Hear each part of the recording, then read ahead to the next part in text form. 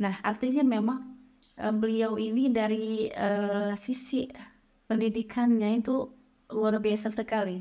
Makanya tak heran ketika datang Mus'ab bin Umair membawa risalah atau menyebarluaskan Islam, pada saat itu dia memang menjadi orang yang menyegerakan dirinya untuk masuk Islam.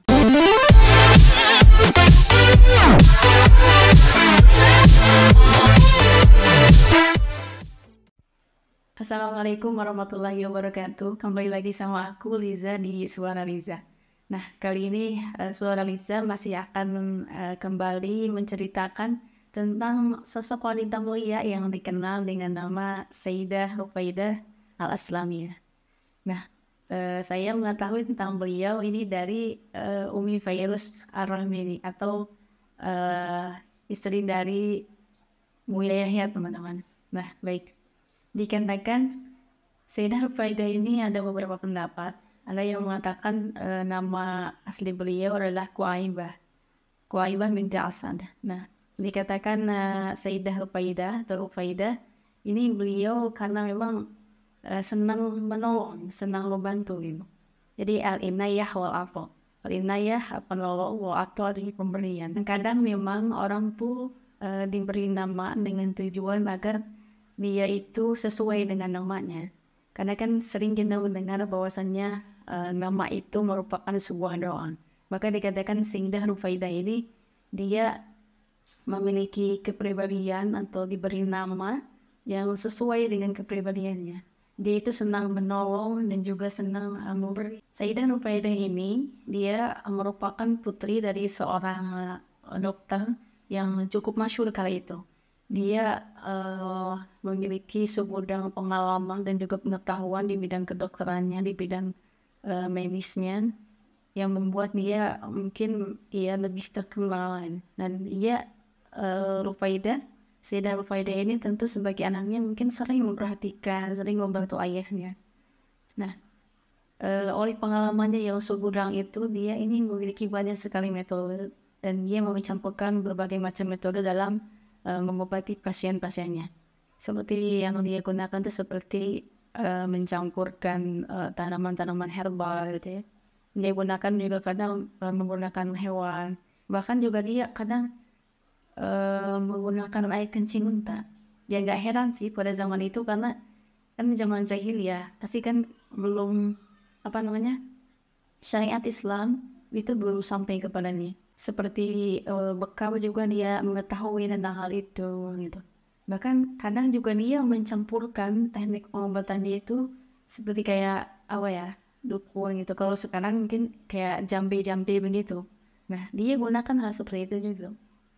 Dia mencari atau mempelajari berbagai macam ilmu kedokteran, ilmu pengetahuan tentang itu di berbagai wilayah, bukan hanya di Madinah saja pada saat itu.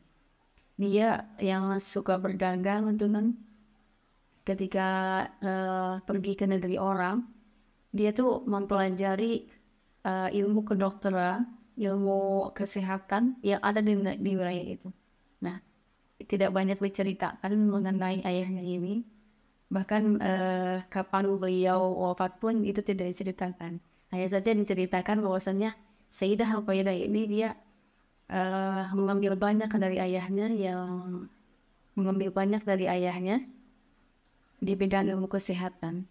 Hanya saja di bagian atau ketika dia mengobati orang yang sakit, dia itu tidak suka teknik pengobatan atau cara mengobati kayak yang tadi itu tuh, yang kayak jambi-jambi gitu, kayak dukun gitu, dia nggak suka nih. Dia lebih suka menggunakan teknik pengobatan seperti menggunakan racikan-racikan tanaman herbal seperti itu. Dia sukanya seperti itu. Ketika datang Sayyidina Mus'ab bin Umair ke kota Madinah menyebarluaskan Islam, menjadi duta pertama dalam Islam, menjadi utusan baginda Nabi SAW untuk menyebarluaskan Islam, mengajarkan Islam. Sayyidah Rufaidah ini dia menjadi orang yang pertama memeluk agama Islam. Artinya dia ini orang yang termasuk berbaiat kepada Rasulullah di awal-awal. Dikatakan bahwasannya dia ini dikenal sebagai Qari'ah Katibah. Dia ini orang yang pandai sekali menulis dan juga membaca, teman-teman. Pada zaman sekarang mungkin orang-orang bisa membaca dan menulis itu hal yang umum ya. Tapi pada zaman dulu, pada zaman jahiliyah itu sedikit sekali orang yang mampu baca tulis, apalagi seorang perempuan gitu kan. Nah, artinya memang beliau ini dari sisi pendidikannya itu luar biasa sekali. Makanya tak heran ketika datang Mus'ab bin Umair membawa risalah atau menyebarluaskan Islam, pada saat itu dia memang menjadi orang yang menyegerakan dirinya untuk masuk Islam. Sampai dikatakan dia itu orang yang termasuk orang pertama yang masuk Islam di kota Madinah. Nah, Sayyidah Rufaidah ini bukan hanya terkenal dari sisi atau dari kemampuannya mengobati saja, tapi juga dia ini terkenal dari kebaikannya. Karena dia tuh kalau mengobati orang pada saat itu secara gratis. Jadi siapapun orang yang pada saat itu berobat kepada beliau, itu tidak dipungut biaya apapun. Tidak dipungut biaya apapun. Bahkan dia untuk orang yang lemah, dia tuh sangat perhatian sekali, sangat perhatian sehingga Masya Allah, Masya Allah, Subhanallah, dia itu dikaruniai oleh Allah secara apa ya, finansialnya itu cukup. Dan dia termasuk wanita yang cukup kaya pada saat itu, sehingga kekayaannya itu dia menjadikan dia lebih totalitas untuk mengabdi kepada umat. Pada waktu perang Badar, dia membantu pasukan muslimin yang terluka pada waktu perang Badar. Dia memberikan perhatian yang luar biasa sekali kepada mereka, merawat mereka, bahkan dia juga sampai menampung orang yang tidak punya atau tidak memiliki keluarga yang merawat, tidak memiliki rumah, tidak memiliki harta itu. Dia tampung sampai mereka itu pulih kembali. Dan yang di perang Uhud pun sama, beliau seperti itu. Nah, untuk masalah apakah dia ini sempat menikah, dia ataukah mungkin karena kesibukan beliau dalam kesehatan menjadikan beliau ini tidak menikah, atau berapakah saudara-saudaranya gitu, itu tidak diceritakan. Bahkan kapan ayahnya wafat pun itu tidak diceritakan. Apakah ayahnya ini wafat sudah terlebih dahulu masuk Islam, ataukah dia wafat masih dalam keadaan jahiliyah, itu tidak diceritakan, tidak ada keterangannya seperti itu ya. Dan untuk pertama kalinya pada saat itu dia bukan hanya apa ya, membuka pengobatan untuk umat Islam saja, melainkan dia ini mengajak dari beberapa pakayat atau wanita-wanita muda dari kalangan sahabat untuk bergabung bersama beliau, yang nantinya beliau didik, beliau arahkan, yang nantinya akan membantu beliau dalam masalah kesehatan ini. Dan dia juga sampai punya tempat khusus, kayak apa ya, punya tempat khusus seperti rumah sakit gitu, rumah sakit yang bisa berjalan, yang terbuat dari tenda, yang ya jadi tenda yang bisa apa ya, di dalamnya tuh udah komplit segala macam ada buat uh, mengobati orang, yang bisa pindah-pindah, yang dikenal dengan Sayyidah Rufaidah. Nah, kayak gitu. Jadi sebegitu totalitasnya beliau dalam mengabdi kepada umat, sampai apa ya, diakui oleh Rasulullah SAW, didukung oleh Rasulullah SAW, karena memang pada saat itu di bidang itu memang sangat diperlukan sekali. Bahkan beliau ini sampai punya tim atau grup khusus gitu, yang apa, yang terdiri dari orang-orang atau wanita-wanita yang pada saat itu mau bergabung bersama beliau, dan punya baju khusus juga mereka itu, jadi punya pakaian resmi itu untuk membantu orang-orang ya, Islam yang sakit, ataupun bahkan untuk membantu dalam peperangan. Dan baru pertama kalinya beliau mengikuti peperangan adalah perang Khandaq, yang mana beliau ini meminta izin kepada baginda Nabi SAW untuk dia dan juga timnya ikut berperang di bagian atau untuk membantu para sahabat yang terluka kali itu. Nah, dan salah satu sahabat yang terluka kali itu adalah Sa'ad bin Mu'adz, yang dia ini terkena apa ya, terkena panah di bagian lehernya. Dia terkena panah dan Rasulullah SAW saat itu memerintahkan Sayyidah Ruqaidah merawat dia secara khusus karena memang khaymah Ruqaidah ini atau tendanya Ruqaidah ini kalau tidak peperangan, kalau tidak terjadi peperangan, dia itu bertempat di dekat Mesir.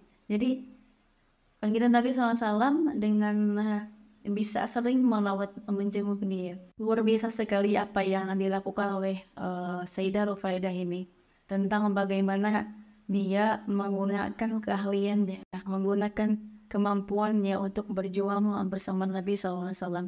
Dan ini menjadi ibrah bagi kita semuanya, bagaimana kemampuan beliau, ilmu beliau, dia wakafkan semuanya untuk berjuang membela agama yang Rasul SAW bawa. Dan juga pada saat perang Khaybar, Sayyidah Ruqaidah ini juga meminta izin kepada baginda Nabi SAW untuk mengikuti peperangan tersebut. Dan bersama beliau banyak para sahabat yang kali itu bergabung bersama beliau untuk menolong orang yang sakit dan juga mengobati orang-orang yang terluka semampunya. Nah, jadi dia tuh datang menghadap kepada baginda Nabi SAW dan berkata, "Aku ingin keluar bersamamu, wahai Rasul, untuk mengobati orang-orang yang terluka semampu kami." Dan Rasul SAW pun menjawab, "Al-barakatillah." Artinya memang Rasul SAW meridhoi mereka untuk pergi ke peperangan tersebut. Bahkan sebegitunya Nabi SAW menghargai peran beliau, mengakui peran beliau dalam peperangan tersebut. Dia Sayyidah Ruqaidah ini sampai diberikan bagian dari harta rampasan perang, yang mana harta rampasan perang ini itu diberikan hanya kepada orang atau pasukan yang benar-benar ikut andil luar biasa dalam peperangan tersebut, dan jumlah banyaknya pun juga ditentukan oleh sang imam. Bahkan dikatakan Sayyidah Ruqaidah ini dia mendapatkan bagian seperti bagiannya Al-Jundil Al-Muqatil. Al-Jundil Al-Muqatil itu kayak apa ya, pemimpin atau kaptennya gitu kalau dalam pasukan gitu ya. Kayak intinya lebih atau enggak seperti pasukan biasanya. Nah, dia tuh mendapatkan bagian tuh seperti mereka. Dan ini menunjukkan bahwasannya memang baginda Nabi SAW mengakui peranan beliau dalam peperangan tersebut itu sangat luar biasa. Ada yang mengatakan bahwasannya Sayyidah Ruqaidah dengan kemampuannya yang seperti itu, yang mana Nabi juga mengakui hal tersebut, dia ini mendapatkan penghargaan dari baginda Nabi SAW berupa kalung.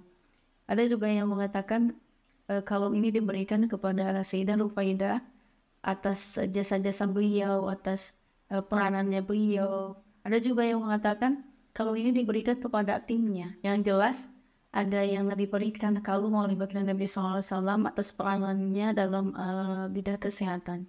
Tapi jika dilihat dari peranannya, ini kayaknya sih Sayyidah Ruqaidah ini yang mendapatkan kalung, yang diberikan kalung oleh baginda Nabi SAW, sehingga menjadikan kalung ini amatlah sangat berharga bagi Sayyidah Ruqaidah. Sampai Sayyidah Ruqaidah mengatakan, "Aku tidak akan melepas kalung ini siang malam gitu ya, sepanjang waktu dia kenakan." Karena ini pemberian dari baginda Nabi SAW, ini menjadikan suatu hal yang disyukuri, suatu hal yang amat sangat berharga bagi Sayyidah Ruqaidah. Sampai beliau ini berwasiat kepada keluarganya bahwa jika nanti beliau meninggal, beliau ingin kalung itu ikut dikuburkan bersama beliau. Nah, bukan melihat dari bukan melihat barangnya, bukan melihat dari sisi kalungnya saja, tapi karena Sayyidah Ruqaidah ini melihat kalau ini pemberian dari Rasulullah SAW. Jadi ada sambungannya dengan baginda Nabi SAW, sehingga Sayyidah Ruqaidah ini benar-benar menganggap suatu hal yang berharga. Makanya dia berwasiat seperti itu. Tidak banyak cerita secara terperinci mengenai beliau. Bahkan kapan beliau wafat pun itu tidak diceritakan. Hanya ibrah yang bisa kita ambil dari beliau adalah bagaimana peranan beliau dalam peradaban Islam, dalam perjuangan Rasul SAW, dan juga bagaimana kebaikannya dalam memberikan pengabdian dengan ilmu kedokteran yang dikuasainya itu bukan untuk mendapatkan keuntungan yang sesaat, melainkan dia gunakan untuk mencari kemuliaan di akhirat. Itu dia tadi sedikit kisah mengenai Sayyidah Rufaidah. Mungkin teman-teman bisa share, bisa mengambil banyak ibrah dari perjalanan beliau. Mudah-mudahan Allah meridainya dan meridai kita semua. Akhirul kalam, Wallahualam bishawab. Assalamualaikum warahmatullahi wabarakatuh.